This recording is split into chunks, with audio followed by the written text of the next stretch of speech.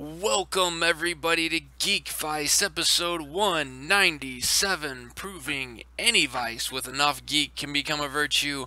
My name's Morph, that man's Kip. Good evening, Kip. Good evening. I guess I'm over there. Yeah, we are back for another episode of Geekvice where we got all kinds of stuff for you today. But first, we have the announcements. Announcement 1. What I said last week was not complete and utter bullshit. Podcast Arcade is doing something because Eddie said so. If you follow Daydream Instruction Manual or the Podcast Arcade on Twitter or on Facebook, then you probably saw that there's some stuff coming. So there is truth to that all. It is going to happen. Hold on to your pants. Oh, do I have to really hold on to my pants? Well, if you're wearing pants. I am this time. There's a reason why the camera is only from here up. That's right. Ha! Nobody wants to see that. That is true. Let's see, some other announcements we've got. Be sure to go check out... Oh, actually, I would recommend going and checking out the latest episode of Daydream Instruction Manual. At least I think it's the latest one. I don't think they've put another one out. It came out this last weekend. I watched it on Monday. They talk about Uncharted. They talk about how Uncharted reminds them of the Goonies, which I kind of thought was kind of cool. And then they talk about the Goonies. They throw in a little Assassin's Creed Origin in there, but it was a really good episode. I had been behind. I'm actually really far behind, and I just decided I'm not gonna listen to all those other ones. I'm just gonna skip to the front. So I just cut in line of everybody and listened to the latest episode, and I enjoyed it. So go check out Daydream Instruction Manual and their talk about Goonies. Go do it now. Do it now. How about Holly's World? Do we have any new episodes of Holly's World out there? No, I keep making fun of her for it, but it hasn't worked. The guilting has not worked yet. You need to tell her she's missing the train. She's fallen off the wagon. All of those things and more. So, if you want to hear what Holly has got to say on stuff, you could check out her old episodes, and then you can tweet at her at... What is her? She's Queen Tuffy? Queen Tuffy rules. Queen Tuffy rules, that's right. I was getting her confused with somebody else that I was reading her Twitter page. I believe her name's Adriana. She's on another podcast I listen to. And I almost said her Twitter handle for Holly, which wouldn't have worked out well. Because Would have been funny though. They're like way over. They're not even like this far apart. They're more like this far apart, where you can't even see them in the screen. Like completely different people. So, yeah, but Holly still has a podcast out there, Holly's World. So go check that out. Any other announcements we have? Let's see. Geekvice Gaming is still going. We have got a new episode of XCOM 2 coming out on Thursday. So go check that out. Lots of stuff going on there. What else we got? Anything else you want to throw out there? No, I think... Do you want to talk about your gun battle today? It's not really an announcement though, but I did get to go through my first ever lockdown, which was something. Yeah, so sitting there working away, and all of a sudden one of the women in our office just jumps up and goes, "We're in lockdown," and she grabs her keys and runs out and starts locking the front door, and it's like, what the hell is going on here? And then I stand up and everybody's like staring out the window, and there's all these cops across the street walking around with AR-15s and stuff like that. It's like, all right, well, probably standing in front of the window is not the smartest idea, but so Hey, I go back to my desk. I'm looking on all the local news websites. There's nothing about what's going on for a long time. And then finally, I find one website that talks about it, and they basically think, well, it might have been a hoax because the cops can't find anything and all that good stuff. And it's like, well, I hope it is a hoax because if they can't find anything, doesn't mean it wasn't there. You right. know, it's like rolling low on a spot check. Just because you didn't see it doesn't mean it's not there. Right. And there you go. Kip just connected the real world with D&D. Everybody Hell needs to yes, know this. Well, absolutely. I will say that I got a couple things. One, I'm glad you're safe, and I'm glad that everything is okay, and you were able to go home from work because staying at work longer than you would have to would have been really bad. Um, and two, the logic of standing in front of the windows looking for the guy with the gun is probably as intelligent as the first. It was within the first week that I was working in that building. There was a tornado that was coming down the street, like literally coming down the street. Um, we were on the third floor of the building, and we all ran to the windows so we could watch the tornado come down the street, and watched it go down the street. Um, that was probably as intelligent as going and standing in front of the windows looking for the guy with the gun. Well, okay, so there was a commercial for like a resort or something, and they showed a cantilevered swimming pool, like on this high rise, Yeah. with a glass bottom, and that shows people swimming so they could look down, however many floors up they are. And I'm like, oh hell no. Yeah. And the person we're with is, well, why not? It says, because I have spent almost 30 years working with engineers, and there's no way in hell I'm trusting any of those fuckers to build something like that. So it all comes down to it. We work with all these engineers, and they're the people who paste their face up against a window to watch a tornado go by, or paste their face up against a window to look for a gunman. Yeah. Yep. Ladies and gentlemen, you're engineers. Don't trust them. They're all idiots. That All is of them. that is a good point. I've worked with some of those engineers there. Well, I'd Yeah. like to say it, I point out to people it'd be nice if it was just the ones in my office, but I've worked a few places and it doesn't get any better No. anywhere else. No, it So if doesn't. you're impressed by somebody saying I'm an engineer, I'm here to tell you now, it's not impressive. It's Yeah. not impressive at all. You should probably check your credentials on being impressed. So. Yeah, if somebody says I'm an engineer, you should say, well, that's too bad. Hopefully there's a cure. These people are not smart. You think they are, but they're not. Yeah. Yeah, that is true. Um, so this weekend, before we get into our big main topic, we should talk about what you did this weekend.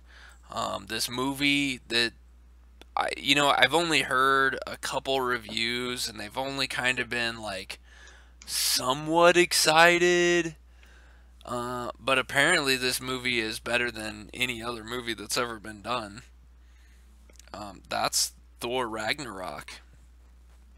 This, I mean, from all the reviews I've heard, this they are they are singing the praises on this movie a lot. Are they worth it? Okay, so I'm gonna make this statement, but it doesn't really set the bar real high. But it's the best Thor movie, Bro, actually. I think by a pretty good margin. I've heard that. Yep, I would Uh, concur that I've heard that.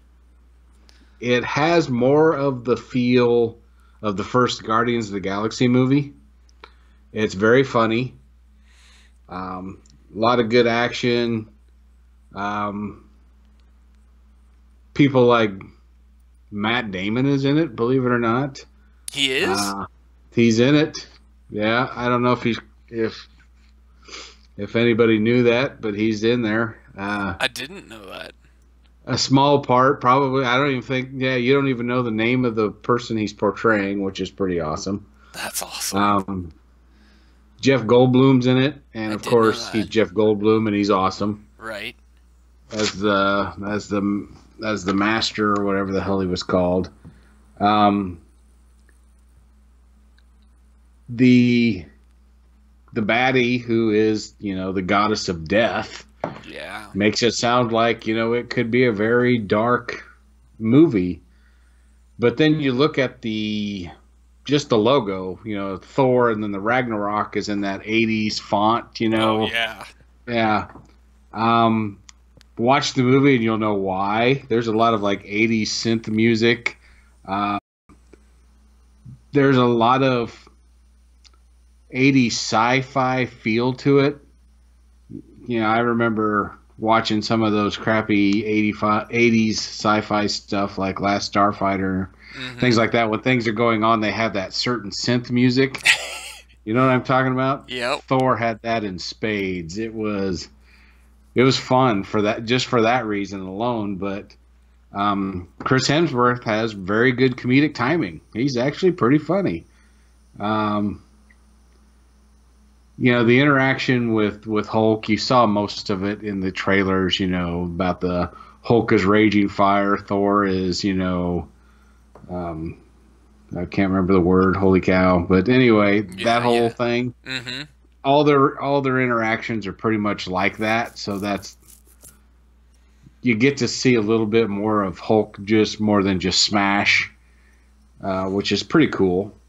Yeah, Um, I kind of liked how they have brought Hulk into, he hasn't come on full on intelligent, but able to.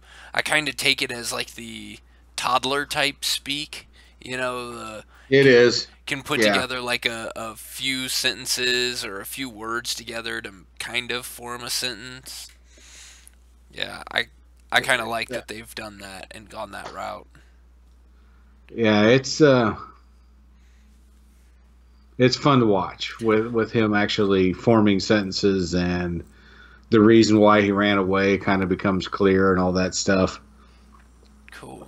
They introduced some pretty cool characters. There's one that's. Did you ever watch the show Wrecked? The comedy, kind of a spoof on Lost. I don't know that I did. Well, anyway, there's a character on Wrecked. His name is Steve, and he's this Australian guy that he kind of has this way of talking. Well, he does the voice for one of the CGI characters. This guy that's made out of this purplish rock, and the whole time's like, man, I know that voice. I just know that voice, and it didn't hit me until like a half an hour after the movie was over and we're driving home. It's like, oh yeah, it's Steve from Wrecked. But I thought that was Nice. a pretty good touch. I love the worlds they created. They were great. I mean, the CGI and everything was pretty flawless, which I think we're saying that more and more these days. So they must have gotten that right. Yeah.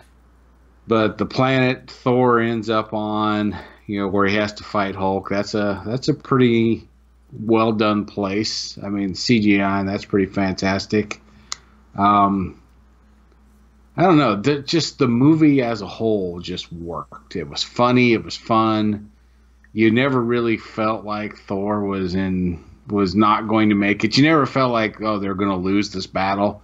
Right. Uh, Even though there were points where they were trying to make you think he was going to, but you never felt that way. The movie was too light for it to go any other way. But I was totally fine with that. After they killed Yondu, I was ready for things to go the way they were supposed to go. Yeah. Yeah, a little less of a sacrifice and more of a enjoying the movie type thing. Yeah. Well, Somebody, I and you, can't remember who it was, somebody in the podcast arcade, it might have been Billy or Eddie, said it kind of reminded them of the 80s Flash Gordon movie. yeah. Kinda. In some ways, I can say I agree with that. Well, I think that's kind But of that comparison to like the '80s sci-fi type stuff that I think that's kind of where they get that vibe from.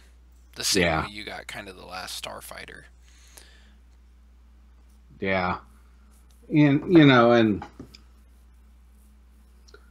I could see the comparison a little bit, but not great. I mean, every time I think of the Flash movie, or yeah, Flash Gordon movie, I think of how that movie was pretty much centered around Queen's music. Yeah, So that's what I think about when I think of that movie.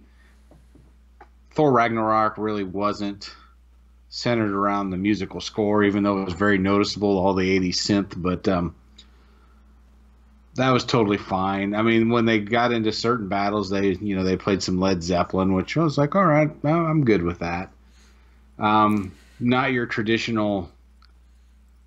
Other than Guardians of the Galaxy, there's no other Marvel movie that felt like this. right. Um, I don't know. Did it feel like it was part of the Marvel universe other than it was Thor? No, not at all. Didn't But feel like any of the MCU, but I didn't care because it was so much fun until the after after credits scenes, and then you're like, here we go. well, and But I almost wonder. So on that same note, before we jump off that note of where it didn't feel like it was part of the MCU or didn't feel like it was the same movie as the MCU, isn't that kind of what the MCU has kind of tried to do anyway? You had movies like, you had the Captain America movies that didn't feel like the Thor movies, that didn't feel like the Iron Man movies, which are completely, then you've got the Ant-Man movie that's completely, it's a heist movie about a bad guy type thing trying to yeah, redeem himself. And then you throw in, the Guardians of the Galaxy, which is completely different from all the other movies. Then you have Doctor Strange in there that again is like nothing like any of the others. So saying that this isn't like the MCU is actually a compliment, because if it did feel like it was part of the MCU, then it would be like it would feel repetitive. With this many movies, you can't have them all be the same. They've got to feel different. So I think that's a positive thing that it feels it is. different. It is, and I'll take it one step further.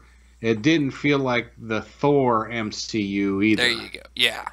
And that's probably a It, good thing too, because that second I one think that's a wasn't as very good. good thing. Yeah, that second one, even though I was entertained by it, wasn't great. But this one, I want to see it again. I'll probably get it on Blu-ray when it comes out, just so I can watch it, a few hundred times, that kind of thing. Because it's like the first Guardians of the Galaxy. Honestly, I could anytime that would come on my TV, I'd watch it. Nice. And Yeah, so, I would agree I with that.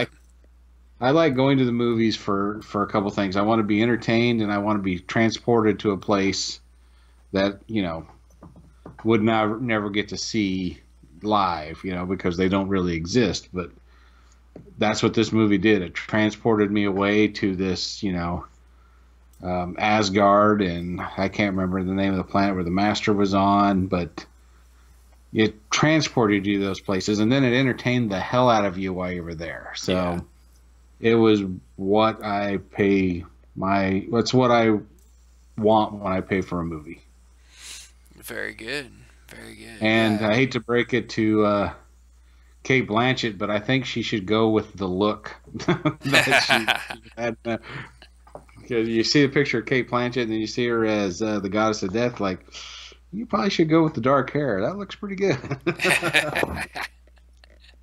I like it. I like it. Yeah, I really want to. I was debating on whether or not I was going to be able to get out and go see this movie. I thought about going on Sunday because I didn't. Sunday was a day where I actually didn't have anything going on, but instead I stayed inside and watched football. Well, I watched soccer in the morning and football in the afternoon and in the evening.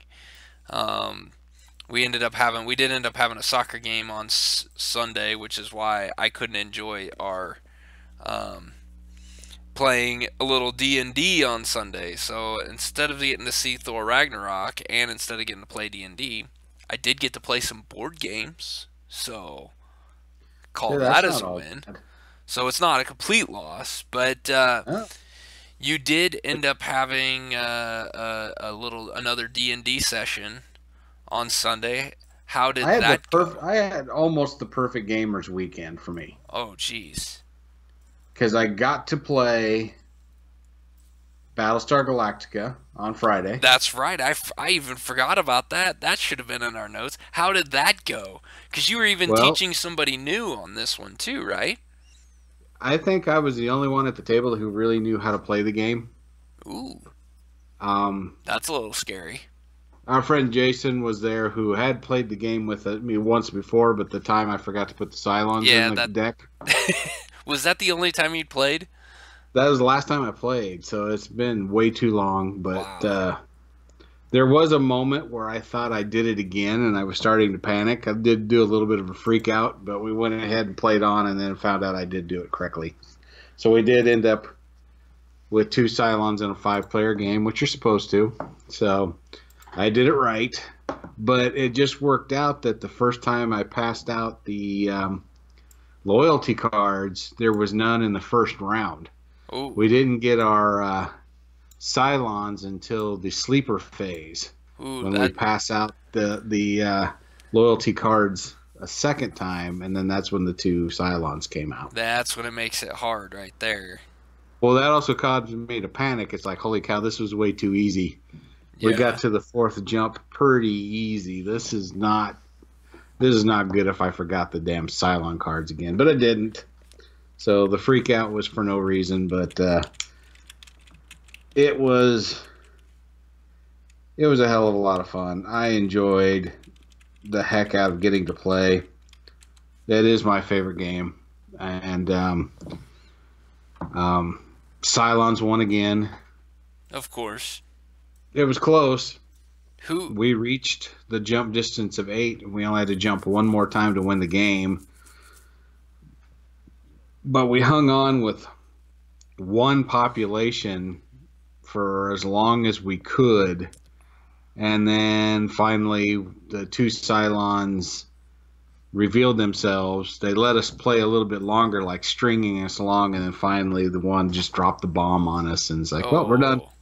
So you We ended are up done. having? Did you end up having two Cylons then? Yeah, we did. Whew. Yep, and they in the same round they revealed, and Was the one crisis card failing it didn't hurt us because it didn't take away population, which is the only thing we couldn't lose. But the second super crisis card sunk our battleship. Really, it was yeah, the finisher, but it was fun. I think everybody had a good time. man. A sign of a good game is when you play on Friday and you come back to work on Monday and people still want to talk about it, which is Yeah, what happened. So that made my day. So yeah, that's awesome. I'd be willing to play again anytime, anywhere. I love that game. That is cool. That's cool. Yeah, that's. I mean, that's always fun. And so you had what? 4 people or 5 people playing? We had 5. Five. Wow. Yeah. And who ended up being the Cylon? Um, Cylons. uh, Brad Freeman and Jesse.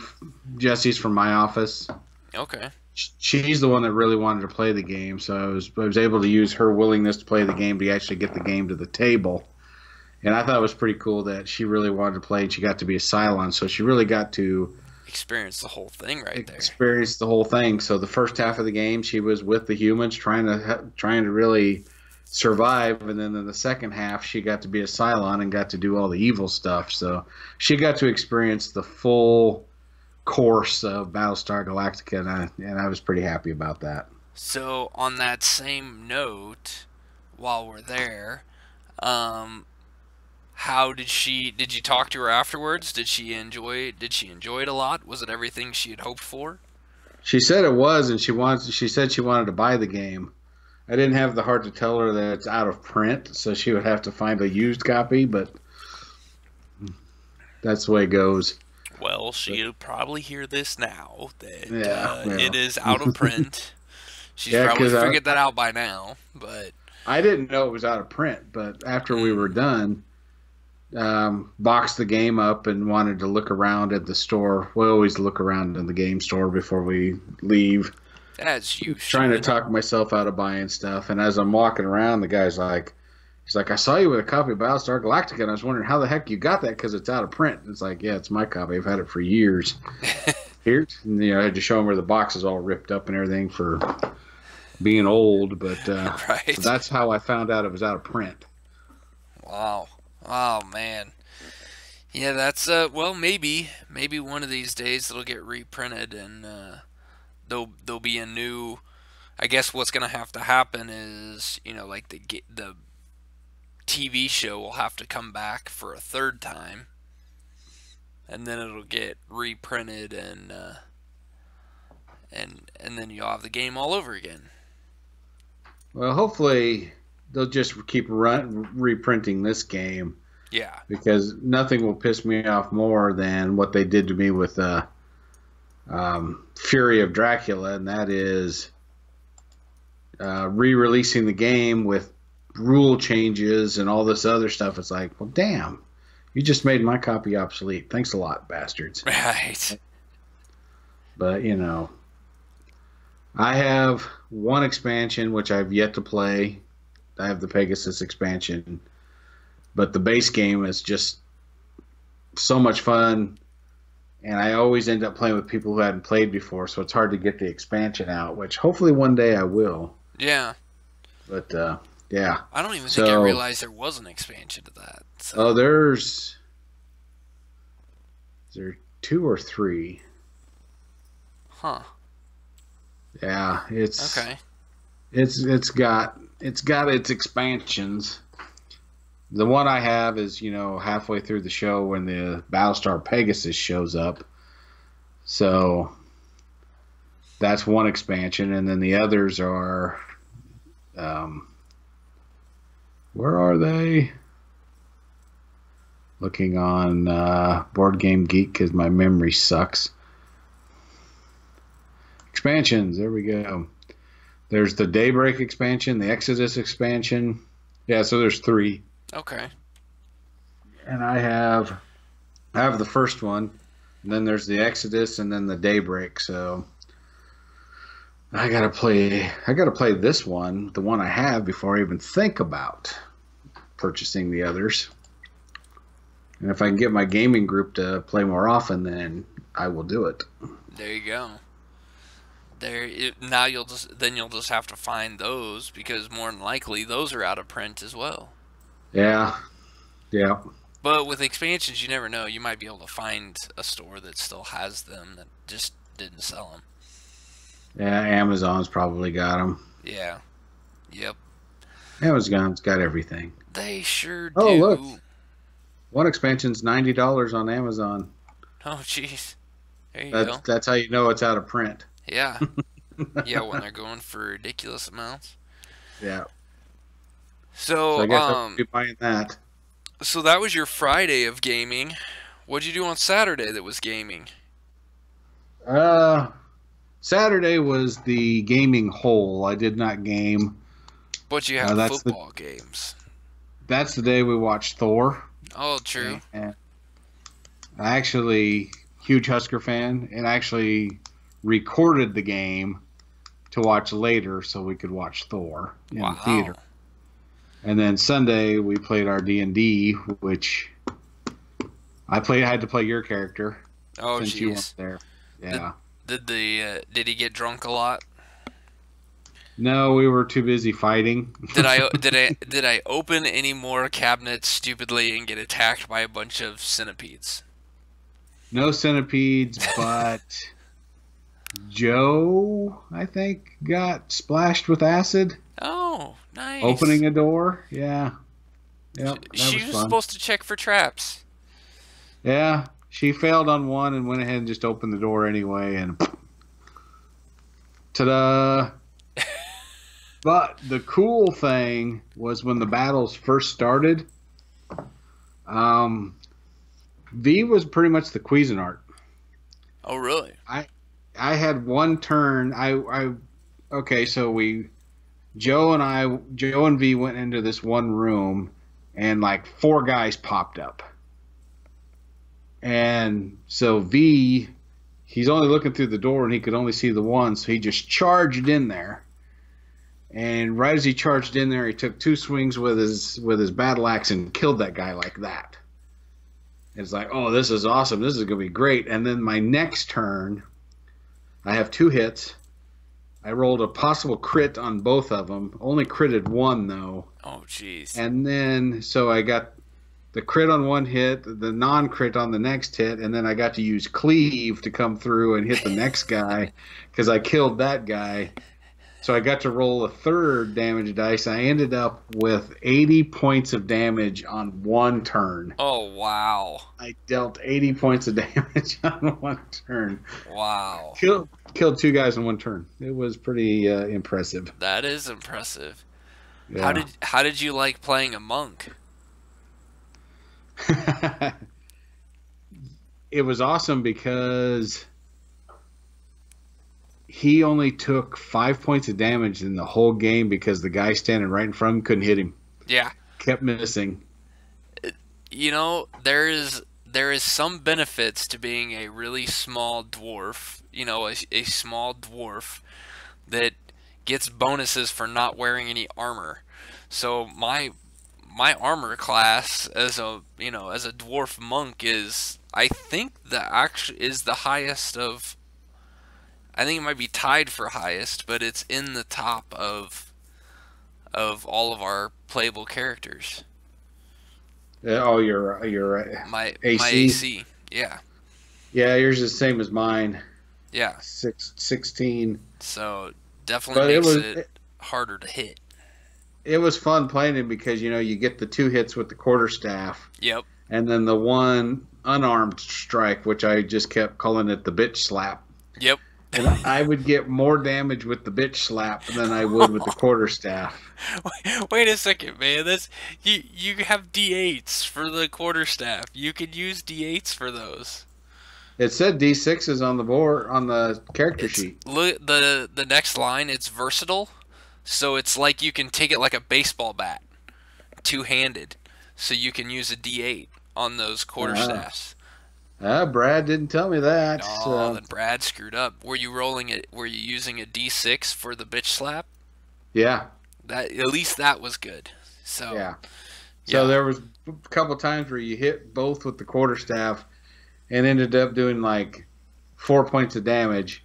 And then I do the bitch slap and I roll a 6 and do 8 points of damage. It's like, that's hilarious. Well, that's like going whack whack and then kicking him in the nuts. You know. Yeah. That hurts way more. I kept saying he was giving him pink belly. That's right. Yeah. Stop. I like it. I like it. But I liked playing your character. I didn't kill him. That's good. He actually, V got down to 13 points, hit points at one time, but luckily the battle ran out. We're still in the castle. We still haven't cleared the whole castle. So the next time we'll have to keep working on the castle. Did you go down the stairs? No, we've been working the upper floors. We still haven't made the basement yet. Okay. We've cleared 2 towers out of 4. Gotcha.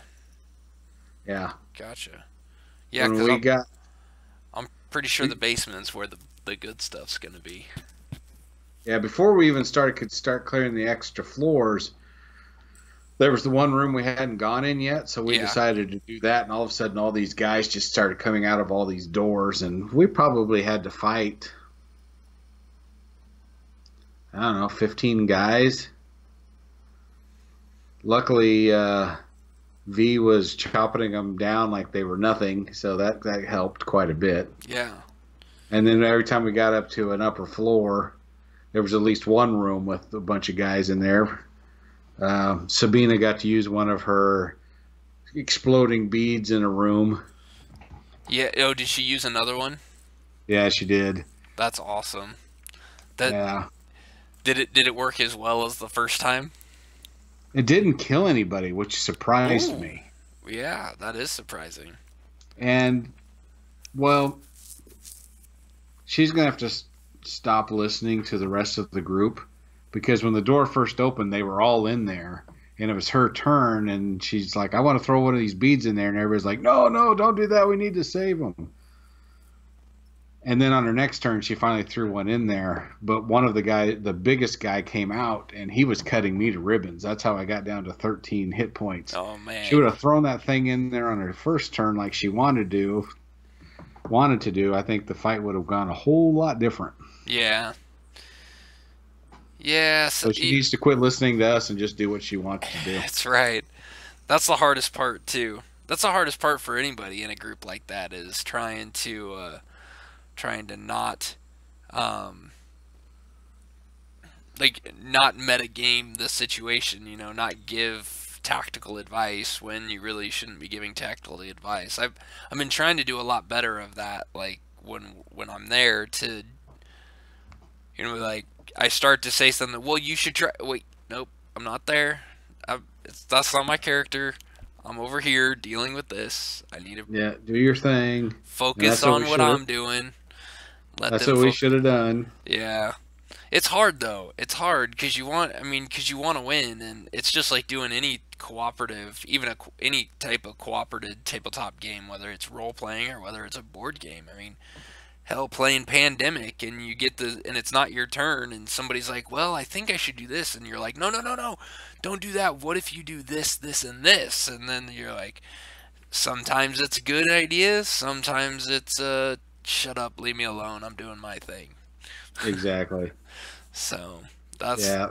I'm glad that nobody died. I'm glad that my character didn't die, and I'm glad that we haven't made it out of the castle because I kind of want to be there for that.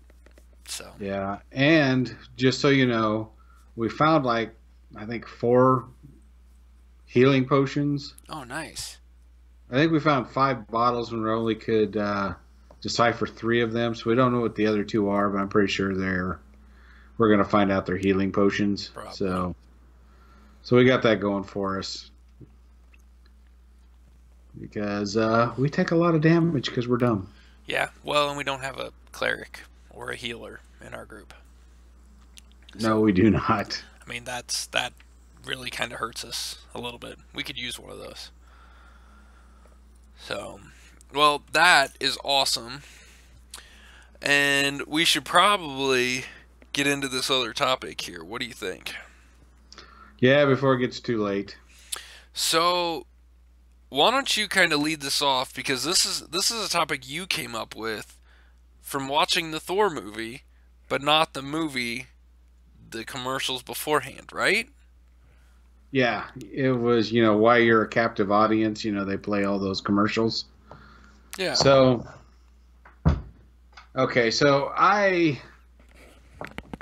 like watching commercials. I also feel like I'm not affected by commercials, so I don't really care about what they're selling. If it's funny, I'll remember that it was funny, but I have no idea what it's selling. But sitting in the movie theater, you're a captive audience, and you kind of get tired of the commercials, but you're stuck watching them anyway, and then you start becoming a little bit more annoyed by them, and then you start finding all the evil things about commercials as you're watching them, if you know what I mean. Yep. So I noticed the theme of all the commercials before this movie, and that was how dependent on our technology we are becoming. So the first commercial was, and it's going to sound horrible for me to say this, but it was a commercial from Toyota about this helper robot, the human support robot. And the commercial starts off talking, this injured war veteran, pretty much paralyzed from the neck down. And Toyota created this robot to help him. It gets him a glass of water, it opens doors for him, it does all these things for him. And to say this is a horrible idea just makes it sound cold as hell. It's not a horrible idea for this veteran, but it's a horrible idea in the fact that it's a slippery slope of, yeah, it's helping this guy out, but what's stopping people from just purchasing it because they don't want to have to do anything themselves? Yeah. And once this technology gets better and better, you start thinking of things like the TV show Humans Mm-hmm. or iRobot or stuff like that. And it's like, where does this end? Yeah. Our total dependence on all this stuff. I've seen Terminator and all the movies that are warning us about getting too attached to this stuff, but we keep doing it anyway. So there's that first commercial, and I'm like, yeah, it tugs at your heartstrings. I get it, but I don't like the idea of this robot. And then the next commercial was like the Amazon Alexa. I think that's Alexa. I think it's what it's called. Yeah. And Yep. it's like Alexa, turn on the lights, or Alexa, turn on the TV, or Alexa, change the music to this. And we apologize now if anyone is listening to this in a room with their Amazon device that is now trying to do all this stuff. Alexa, self-destruct. Yeah. I don't know if that worked. But anyway. I don't know, but it'd be kind of funny to find out. If your Alexa just self-destructed, send us an email at geekvice@gmail.com. Yep, Anyway. and Kip will buy you a new one. Yeah, sure. But, and I'm like, all right, so this isn't quite the robot, but we're getting there. Yeah. And then the next commercial is Samsung Home, which basically you're doing all the same things as the Alexa, but with your phone. Right. You're locking your doors, you're turning on your lights, you're, doing all this stuff you don't even have to be home for. You can look at the contents of your refrigerator, you can order food. Great convenience stuff, but we all saw Wall-E. Yeah. You saw what we turned into. Yeah. And that's all I could think of as I'm watching these commercials waiting for Thor. It's like, holy shit, this is where we're going. And we're going very, very quickly into oblivion. We are a species of convenience. I mean, all of our inventions, have been for convenience, fire, the wheel, you name it. But here we go. I mean, what point does it go from convenience to dependence? From, I can't live without my phone to I can't do anything for myself. Yeah. And that's the scary part. Like, that's the part of it with, with the, with the, what was it? The servant robot or the, robot helper or whatever it was called. The Toyota thing. Toyota robot. That's the part of it, like, granted, it's a really good idea and is really useful, very helpful for somebody who needs the help.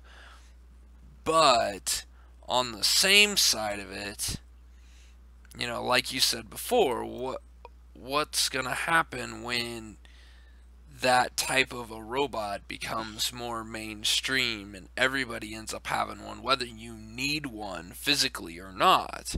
Is that going to lead us into, like the future that Wall-E had, where we don't actually do anything, we just become fat and lazy and everything does it for us, We sit down in a chair, we never leave because it takes us everywhere we want to go. Right. I mean, we already have some cars that are self-driving, Tesla. Yeah. We already have it where you don't have to be anywhere near a computer to check your email. You can start your car if you have the right car with your cell phone. You can turn your lights off and on at home with your cell phone. Now, I don't have as much of a problem with some of that stuff with the automation of a house that's not necessarily, I guess it's not necessarily automated so much as it's the connectivity of it. I like the ability to um,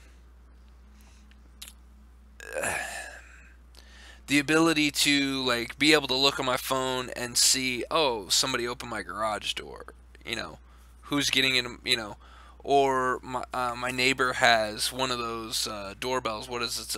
I think it's called Ring.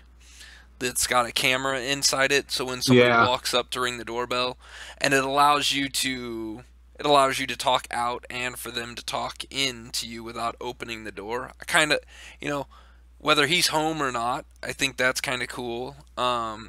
He can check that stuff and see who's dropping stuff off at us house. It was also kind of funny because he had somebody ring his doorbell at 2 o'clock in the morning and run away, and he caught him on video, which was kind of funny.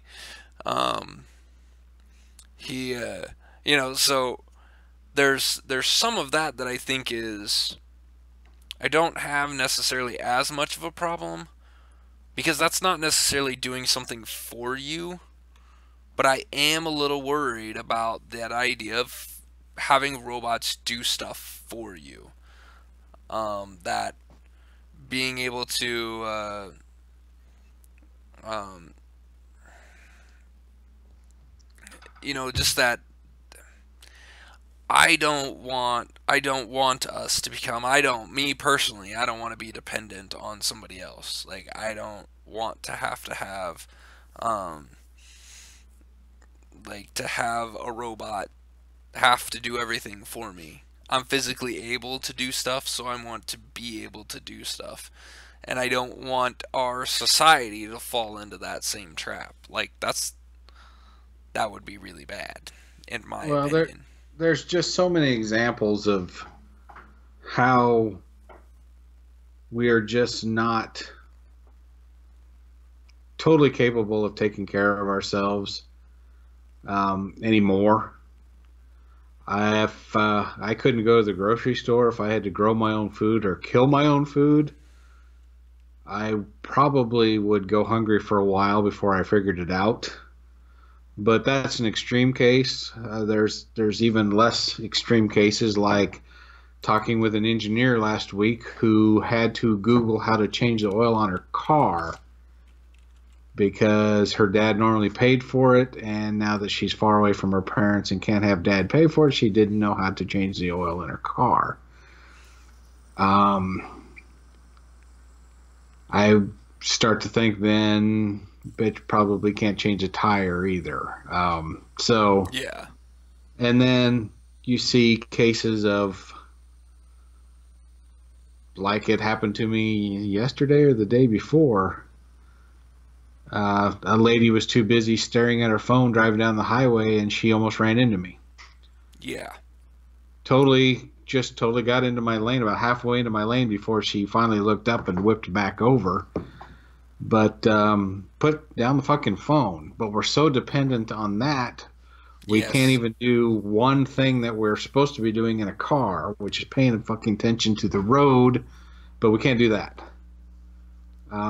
I just see little instances of it every day, and I think it's just getting worse. And this just could be, the whole "get off my lawn" type of thing. Old man, grumpy old man talking here, but I just see it all the time, and I'm sure my grandparents probably said the same thing about my generation, but it just seems to be getting worse. I mean, yeah, I will recognize my generation, did some pretty stupid things as well. Like I said, I don't know how to farm. I've never really gone hunting. I can fish like a madman, and I can clean my own fish. I cook my own fish, but I've never shot a deer or a pheasant or anything like that and had to clean it and cook it. So Right.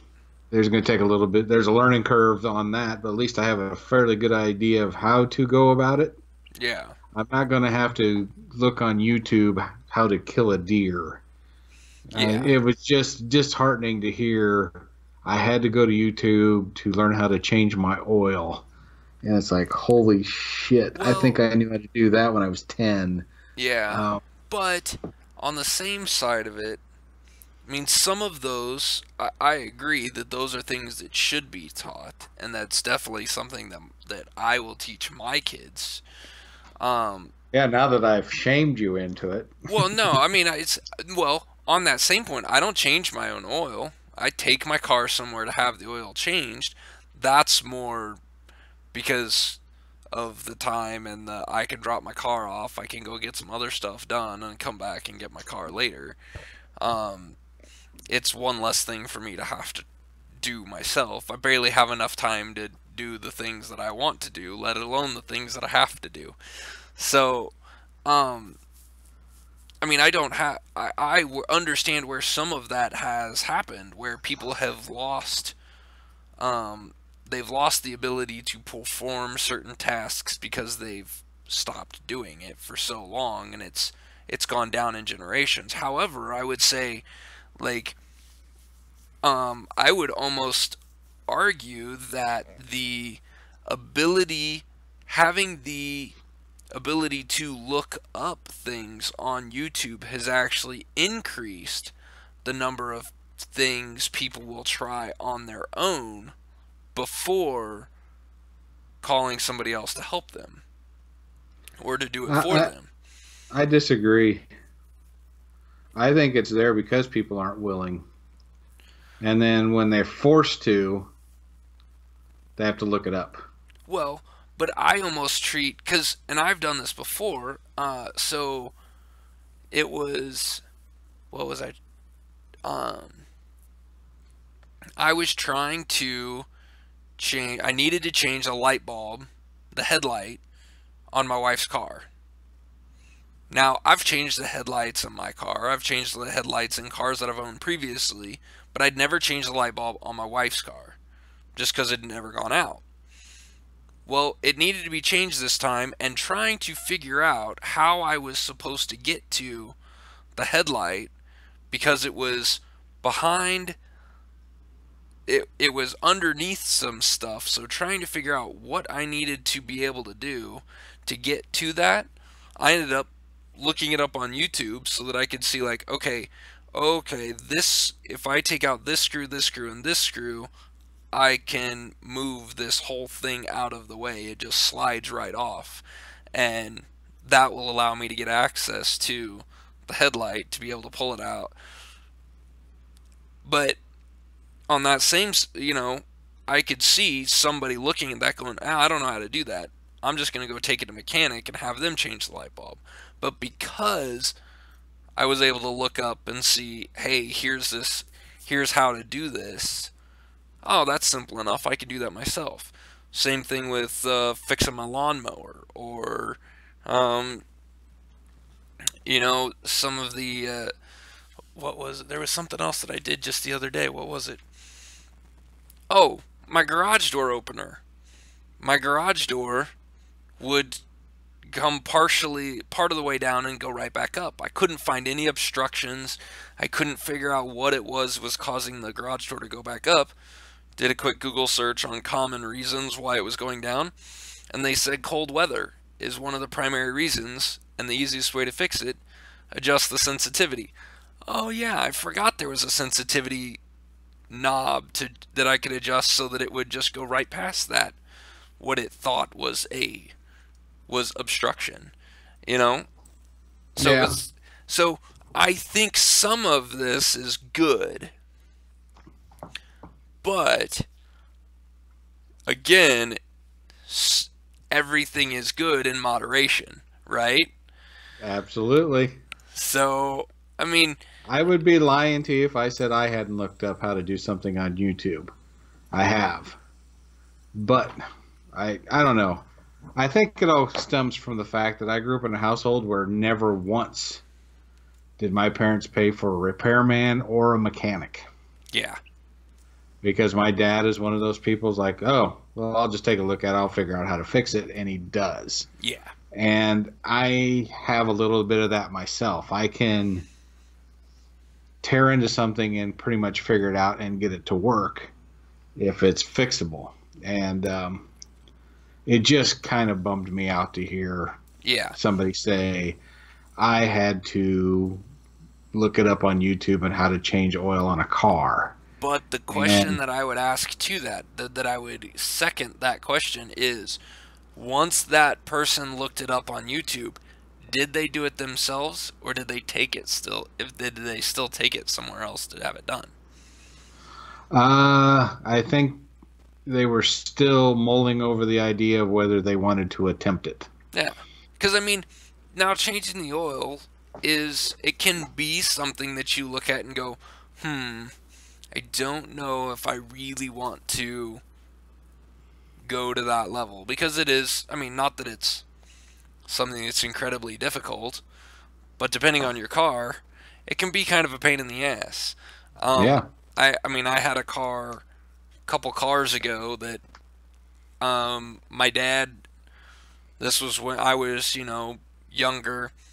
My dad was like, "Here, we'll change the oil in the car. We'll show you how to do it, and then you can just do it yourself." And we started to do it, and then realized, oh, this year of car, this make and model, the engine is actually in there sideways, not turned, but like a 90-degree vertical rotation, so that there's pistons on the bottom and on the top. So trying to get to the oil filter and trying to get to where everything had been all finagled into the car, he looked at it. He's like, "Well, there it is right there. I can't actually reach up there and get it, and I don't have a tool to be able to do that." So we took it to the Jiffy Lube and just had them, or Valvoline or whatever. I think it was Valvoline. Took them, pulled in, and we got out and was talking to the guys there, and the guy underneath the car who was having to go and drain the oil out. The moment we get out of the car and you hear him go, "Oh, God damn it, not one of these." It's like, probably glad we didn't try to do this ourselves and we left it to the professionals. So, I mean, Yeah.